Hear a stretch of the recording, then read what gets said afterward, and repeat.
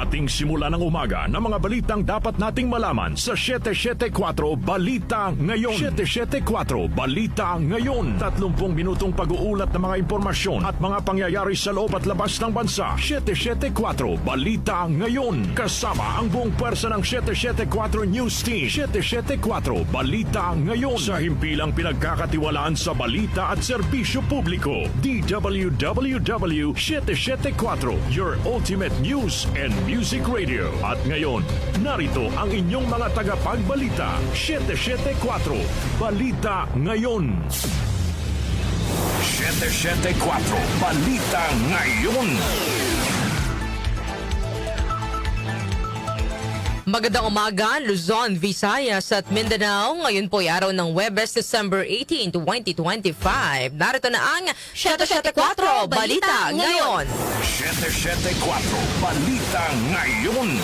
At sa ating pong mga headlines, Pangulong Ferdinand Marcos Jr. pumalag sa mga ulat na naglalarawan sa Pilipinas bilang ISIS training hotspot. Rehabilitasyon sa EDSA sisimula na ng DPWH sa December 24.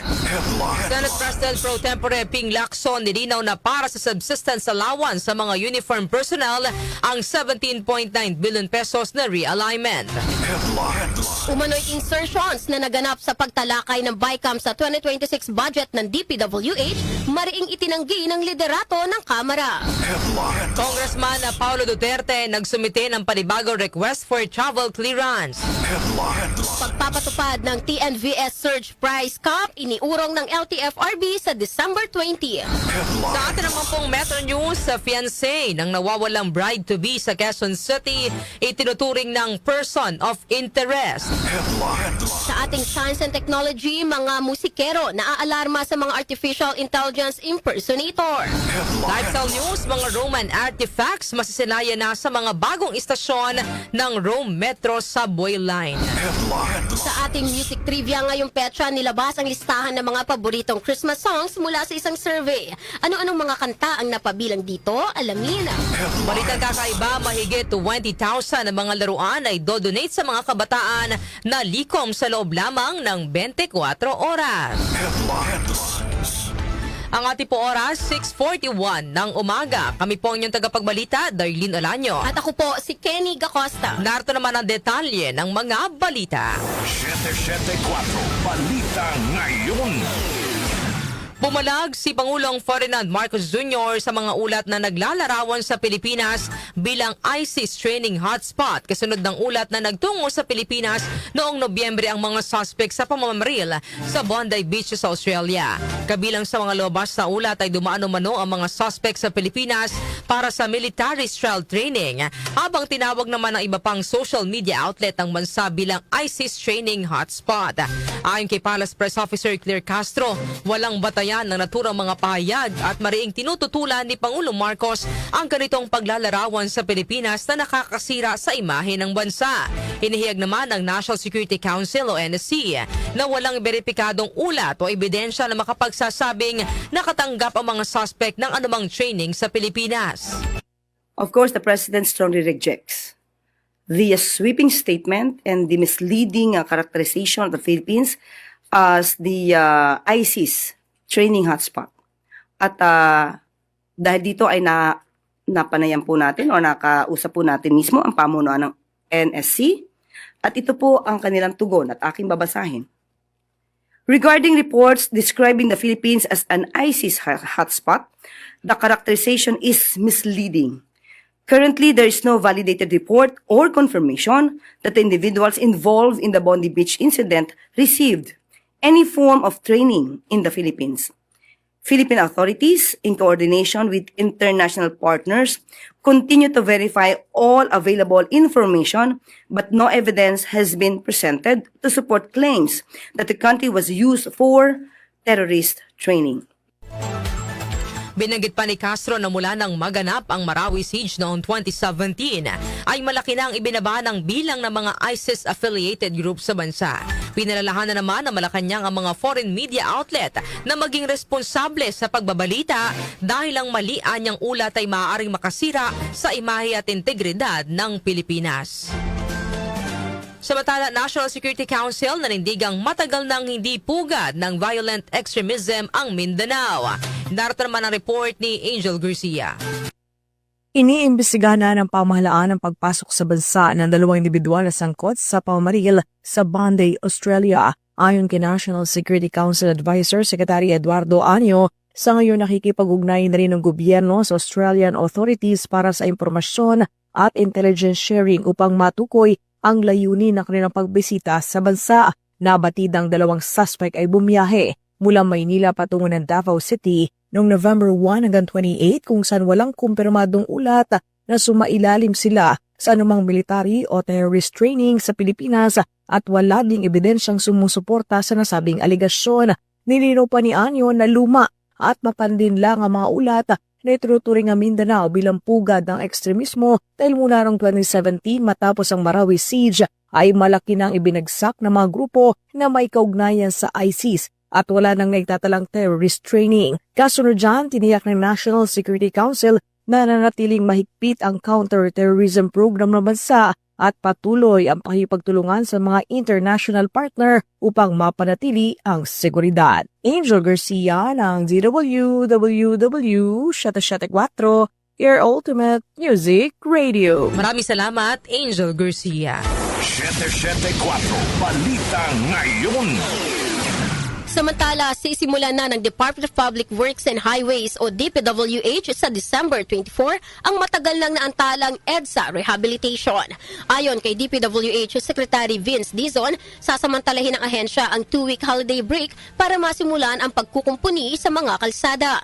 Inihayag ni Dizon na isasagwa ang proyekto sa 2 phase. Ang una ay ang 4 na buwan na saklaw ang Rojas Boulevard hanggang EDSA Orense, habang ang natitirang 4 na buwan ay para sa iba pang bahagi ng EDSA. Ang dating 2 taong plano na nagkakahalaga ng 17 billion pesos ay ginawang 8 buwan na lamang na may pondong 6 billion pesos upang mabawasan ang haba ng abalang maidudulot sa mga motorista. Magsisimula ang Phase 1 alas 11 ng gabi ng Disyembre 24 at magpapatuloy ng 24 oras hanggang sa Enero 5 ng susunod na taon. Pagkatapos ng holiday break, lilipat ang roadworks sa gabi at muling bubuksan ang mga lane ng alas 5 ng madaling araw-araw. 774 Balita Ngayon. Pumalag si Senate President Pro Tempore Ping Lacson sa aligasyon ni ACT Teachers Congressman Antonio Tino na may 17.9 billion pesos na Senate Pork Barrel Fund sa panukalang budget para sa 2026. Ayon kay Lacson, ang realignment na tinutukoy ni Tino ay para sa karagdagang subsistence allowance ng mga uniform personnel mula sa Philippine National Police, Bureau of Jail Management and Penology o BJMP, Bureau of Fire Protection o BFP at Philippine Coast Guard o PCG. Dagdag ni Lacson, ito ay isang institutional amendment kung saan hindi makikinabang ang proponent nito.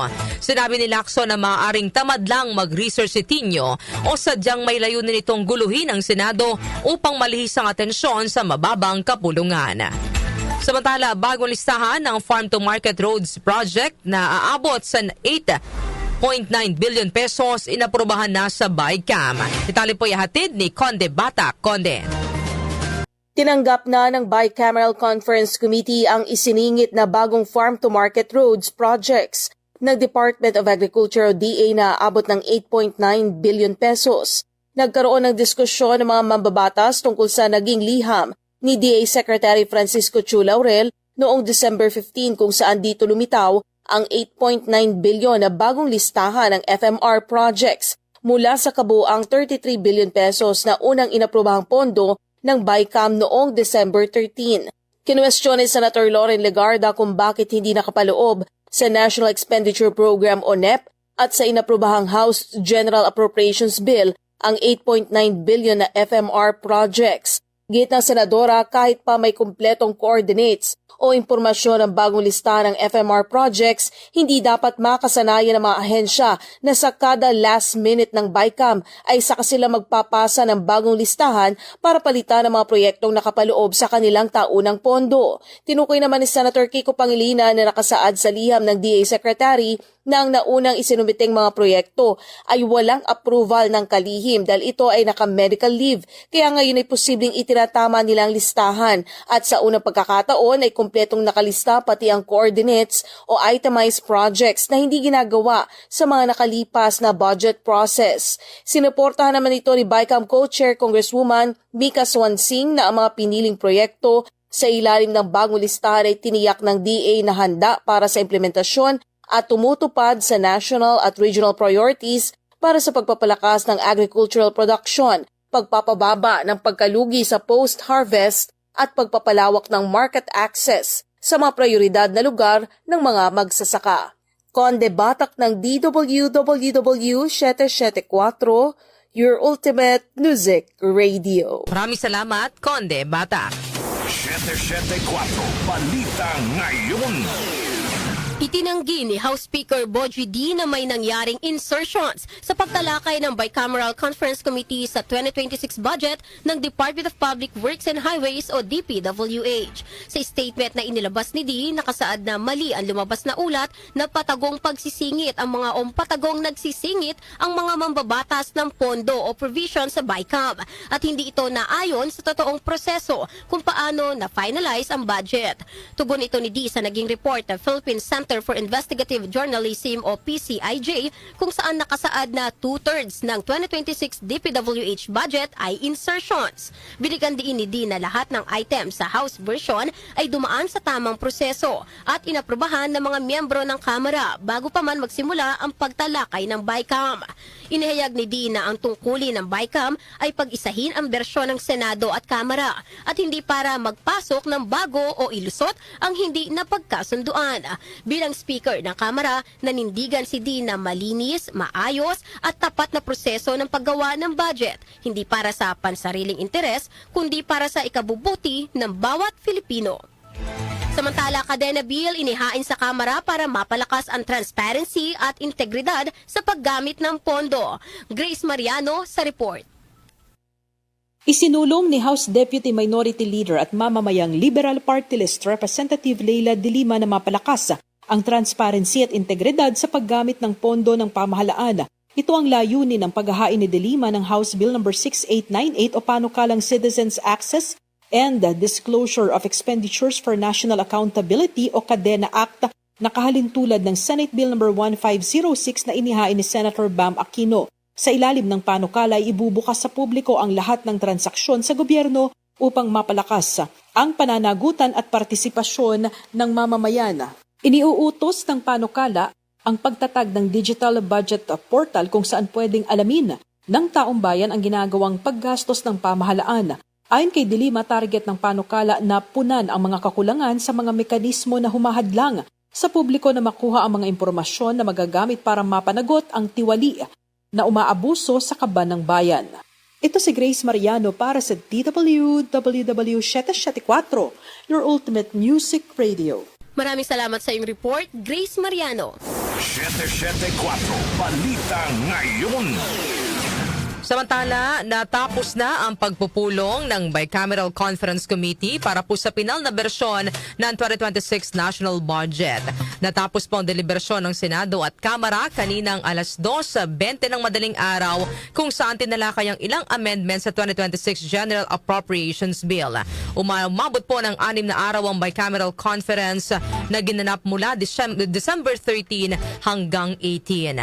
Ang 6.793 trillion pesos 2026 General Appropriations Bill o GAB ay nakatakda naman pong ipasa kay Pangulong Ferdinand Marcos Jr. para sa kanyang pag-aproba. Samantala, sa iyo pang mga balita, nagsumite ng panibagong request for travel clearance sa liderato ng Kamara si Davao City 1st District Congressman Paulo Duterte para makabiyahe sa the Netherlands at Australia mula January 3 hanggang January 30, 2026. Ayon kay Attorney Jose Maramoy Salonga, Executive Director ng Office of the Secretary General, binanggit na rason ni Congressman Pulong ay ang pagdalaw sa kanyang ama na si dating Pangulo Rodrigo Duterte na nakapiit sa Dahig. Binanggit ni Salonga na dadalawin naman ni Congressman Pulong ang anak na nag-aaral sa Australia. Inihayag pa ni Salonga na ang naturang request ni Congressman Pulong ay kanila pang pinag-aaralan kung naaayon sa kasalukuyang patakaran ng Kamara. Una rito ay nag-request ng Travel Authority si Congressman Pulong para makabiyahe sa 17 mga bansa simula December 15, 2025 hanggang January 20, 2026. Pero ayon kay Salonga, pinagsumite nila ang mambabatas ng dagdag na detalye at pinabago nila ang request dahil tatamaan ito ang mga petsang may sesyon ang Kongreso. Mga opisyal naman ng Prime Water dapat managot sa reklamo kahit may bagong may-ari na. Ayon sa Malacanang, Chanel Salazar sa detalye. Nanindigan ng Malacanang na dapat pa ring papanagutin ng mga opisyal at dating pamunuan ng Prime Water kaugnay ng mga reklamong kapalpakan sa serbisyo at umano'y mataas na singil sa tubig kahit na naibenta na ang kumpanya sa bagong may-ari. Ayon kay Palace Press Officer Claire Castro, hindi dapat makaligtas sa pananagutan ng mga responsable sa mga pagkukulang ng kumpanya bilang pagbibigay hustisya sa mga apektadong consumer.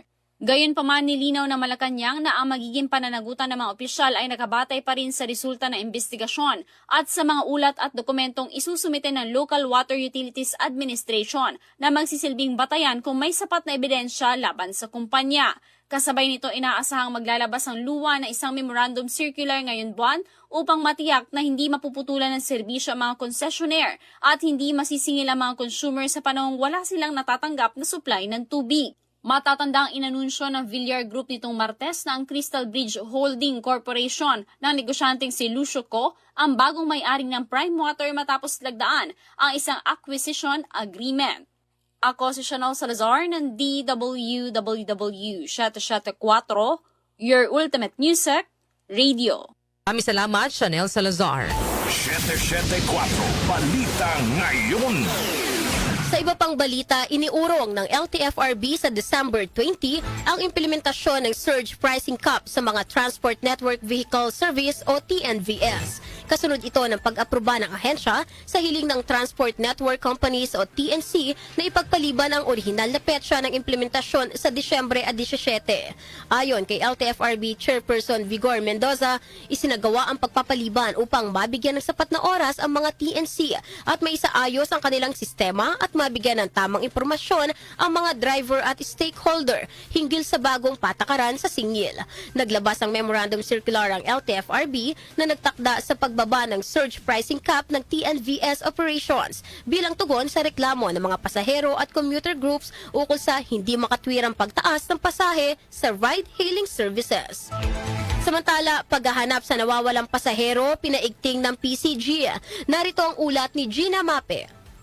Pinalawak pa ng Philippine Coast Guard ang search and rescue operation sa isang nawawalang pasahero na bumiyahe sa rutang Batangas-Katiklan, Kamakailan. Ayon sa PCG, gumamit na ng aerial searches, seaborne patrols at coastal beach monitoring upang matunton ang nasabing individual. Ginamit na ng PCG ang mga search and rescue vessel at aerial assets sa layong proteksyonan ang kaligtasan at buhay sa karagatan alinsunod sa kautusan ng Pangulong Ferdinand Marcos Jr. sa ilalim ng Bagong Pilipinas. Sa ngayon, ayon sa PCG, ay hindi pa natatagpuan ang naturang pasahero na hindi pa rin nakakauwi sa kanilang tahanan. Nakipag-ugnayan na rin ang PCG sa lahat ng Coast Guard units at mga katuwang na ahensya na sumusuporta sa paghahanap. Ako si Gina Mape ng DWWW 774, your ultimate music radio. Maraming salamat, Gina Mape. 774 Balita Ngayon. Ang ating pong oras, 3 minuto bago mag-alas 7 ng umaga. Kami pa rin po ang inyong tagapagbalita, Darlene Olanyo. At ako po si Kenny Gacosta. 774 Balita Ngayon. Metro News. Metro News. Itinuturing ng Person of Interest ng Quezon City Police District o QCPD ang fiancé ng nawawalang bride-to-be na si Shera Dewan. Nilinaw naman ni Police Major Jennifer Ganaban na naging person of interest si Mark R.J. Reyes dahil siya ang huling nakasama ni Shera bago ito nawala, ngunit hindi niya ito nangangahulugang siya ay suspect na sa pagkawala ng dalaga. Patuloy ang investigasyon ng mga otoridad upang mahanap si Shera. Sinusuri rin ng mga otoridad ang footage ng isang babaeng pinaniniwalaang si Shera na nakuha ng sumasakay ng bus sa Commonwealth Avenue noong Sabado. Wala pa namang nakikitang foul play ang QCPD. Foreign exchange rates. Foreign exchange rates. Narito ng update sa ating foreign exchange rates. Ang palitan ng piso kontra dolyar ay nasa 58 pesos and 88 centavos. Nasa 69 pesos and 17 centavos naman ang palitan ng piso kontra euro, habang ang British pound ay nasa 79 pesos .06 centavos. Ang palitan naman ng piso kontra Saudi Real ay nasa 15 pesos and 70 centavos, habang ang Japanese yen ay nasa 38 centavos. Lotto results. Lotto results. Update naman po tayo sa resulta ng Lotto. Iatid po sa atin ni Jonah Bakiran. Jonah. Narito na ang mga lumabas na winning combination sa Grand Lotto 655 na binola kagabi December 17. 14, 8, 1, 51, 39, at 48. May papremyo naman ito na 220,987,758 pesos and 20 centavos. Ang bola naman sa Mega Lotto 645 ay ang 36, 27, 7, 4, 35, at 14. Kung saan ang papremyo naman ay aabot sa 8,910,000 pesos. Wala namang nakapag-uwi ng naturang mga papremyo. Ako po si Jonah Bakiran na nagsasabing huwag niyang umasa sa bola, tumaya sa buhay para maka-jackpot ka ng tagumpay. Maraming salamat, Jonah Bakiran. Science and Technology. Science and Technology. Para naman sa ating Science and Technology News, mga musikero naaalarma sa mga artificial intelligence impersonator. Narito ang detalye ng report ni Rose May Miranda. Dumarami ang mga mapandinlang na artificial intelligence o AI-generated track na lumilitaw sa profile ng mga artist sa mga streaming platform na ipresenta bilang kanilang original work. Ilan sa mga musician at artist mula sa iba't ibang bansa ang nagpahayag ng kanilang pagkabahala dahil hindi na umano malaman ng kanilang mga listener kung alin ang totoong musika na kanilang mismong gawa. Ang mga AI-powered music generator tulad ng Suno at Udio ay lalo pang nag-upgrade kung saan hindi na makilala ng mga listener ang mga AI-generated track batay sa pag-aaral ng Ipsos para sa French platform Deezer noong nakaraang buwan. Bagaman nagdulot ito ng tagumpay para sa mga banda na nilikha lamang ng AI tulad ng The Velvet Sundown na nakakuha ng 1 milyong subscribers sa Spotify, nagresulta rin ito sa pagtaas ng fraudulent activity. Dahil dito, hiniling ng ilang artist sa iba't ibang platform na alisin ang mga AI-generated track na isang proseso na tumatagal sa pagitan ng 24 oras at 8 linggo. Ang ilang mga bansa at estado ay may batas upang protektahan ang mga musikero laban sa imitation o panggagaya, partikular sa California, ngunit sa iba pang bansa kabilang ang United Kingdom, inihayag ni Philip Morris na Musicians Union na nagpapahirap ang limited copyright sa mga artists. Manatiling may kaalaman sa aghama teknolohiya sa gitna ng pagiging moderno ng ating mundo. Ako si Rose May Miranda ng DWWW Shatek 4, Ultimate Music Radio. Maraming salamat sa Science and Technology News, Rose May Miranda. Lifestyle News. Lifestyle News. Sa atin naman pong lifestyle news, mga Roman artifacts masisilayan na sa mga bagong istasyon ng Rome Metro Subway Line. Detalye po ihatid ni Mika Fajardo. Mika. Matapos ang ilang taong pag-aantala, pinasanayaan na ang 2 bagong istasyon sa Rome Metro, kung saan masisilayan din ang mga archaeological artifacts na nahukay sa lugar. Bagong karagdagan sa Metro C Subway Line ng Coliseo na malapit sa mismong Coliseum at Porta Metronia Station. Makikita ng mga commuter at turista pumapasok sa istasyon sa tabi ng iconic na amphitheater ang mga display ng mga ceramic vase at plato, mga batong balon, at mga suspendidong balde, pati na rin ang mga ruins ng malamig na plunge pool at thermal bath mula sa isang tirahan noong unang siglo. Ayon sa Scientific Director ng Excavation na si Simona Moreta, tampok naman sa Porta Metronia Station ang halos 80 metro na military barracks na itinayo noong simula ng 2 siglo at may mga bahay din na kumpleto sa mga frescoed room at mosaic. Matagal na naantala ang multi-billion euro Metro C subway line dahil sa bureaucratic, problema sa pagpondo at archaeological excavations na kinakailangan dahil sa underground ruins ng Imperial Roman at medieval civilization sa mga ito. Ako po si Mika Fajardo ng DWWW 774 You're with the Meet Music Radio. Maraming salamat, Mika Fajardo. Music Trivia. Music Trivia. Para naman sa ating music trivia, ngayong petsa na ito, December 18, taong 2005, nilabas sa music TV channel na VH1 ang listahan ng mga Christmas song na pinakapaborito ng mga lumahok sa isinagawa nilang survey. Sa nasabing survey, nanguna bilang most favorite Christmas songs ang Fairy Tale. Sinundan ito ng All I Want for Christmas Is You ng American singer-songwriter na si Mariah Carey. Pangatlo sa listahan ang Last Christmas ng English pop duo na Wham.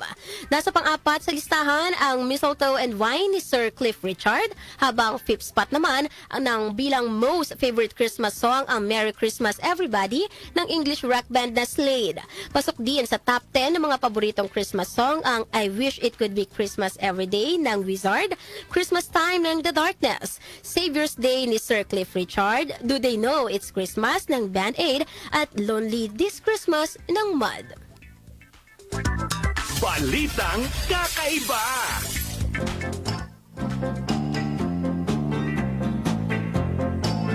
Sa atin naman pong balitang kakaiba, mahigit 20,000 na mga laruan ay do-donate sa mga kabataan na likom sa loob lamang ng 24 oras. Detalye po ng balitang kakaiba, ihatid sa atin ni Doc Justin. Good morning! Yes, good morning mga kanyusik. Narito nating balitang kakaiba ngayong araw na ito. Na-truncate ng Global Energy Technology Company na GE Vernova ang Guinness World Record na largest online toy drive in 24 hours matapos silang makakolekta ng mahigit 20,000 education toys na idodonate sa mga kabataan. Sa tulong ng kanilang kampanyang Innovators Toy Drives, nakalikom ang kumpanya ng 23,385 na mga laruan mula sa donor sa buong mundo sa loob ng lamang ng isang araw. Ang proyekto ay nakatuon sa mga science, technology, engineering at mathematics o STEM toys dahil layo nilang bigyan ng mga bata ng mga kagamitan hindi lang nakakaliw kundi kumahasa rin sa kanilang problem-solving skills at curiosity.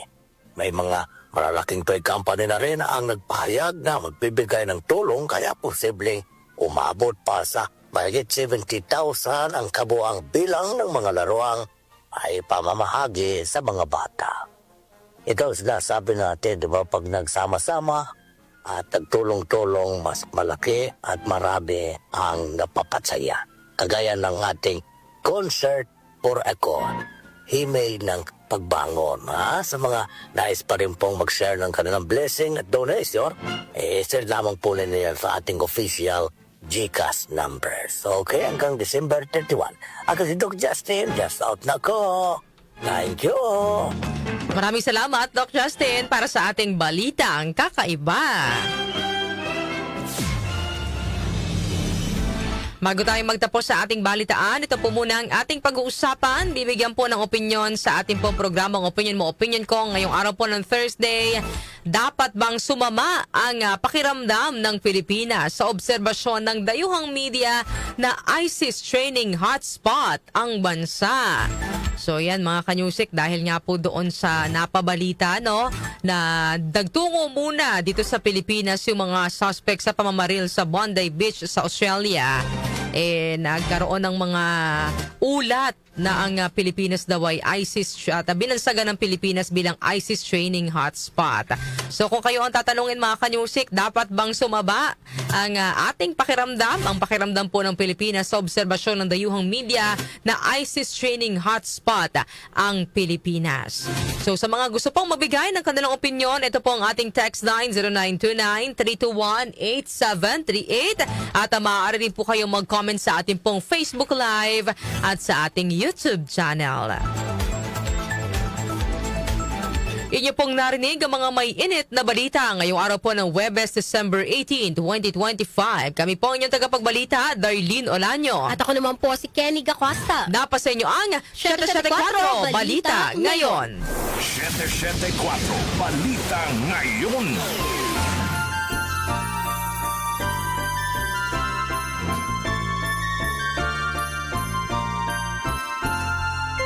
Counting the days before Christmas happiness, mayroon na lamang po tayong 7 araw bago ang Kapaskuhan.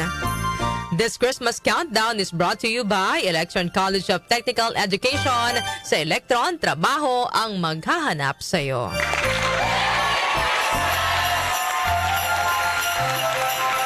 Ang ating po oras, 7:08 ng umaga.